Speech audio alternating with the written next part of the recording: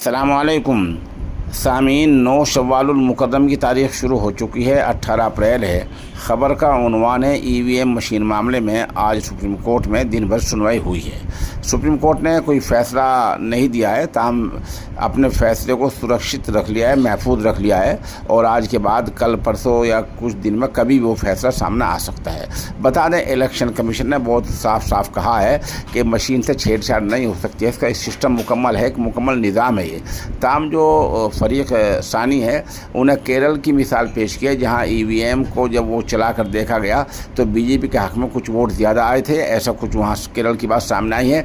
केरल पर supreme court ने election commission से वजाहत मांगी है और बहुत सारे दलाइल दिए गए हैं। एक बात ये सामने आई कि जब आप वोट डालते हैं तो जो आपको 7 सेकंड के लिए दिखता है लाइट से कि आपने किस निशान पर मोहर लगाई है, किस पार्टी को वोट दिया है, तो फरीक का कहना है कि ये जो लाइट 7 सेकंड जलती है ये पूरे वक्त के लिए जलनी चाहिए ताकि पूरा अमल वोट देने वाले के सामने आ जाए।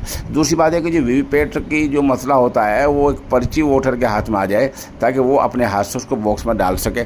ऐसी बातें फरीक सानी ने सामने रखी हैं। अब अदालत ने दोनों फरीक की बात सुन ली है और अपने फैसले को सुप्रीम कोर्ट ने महफूज रख लिया है।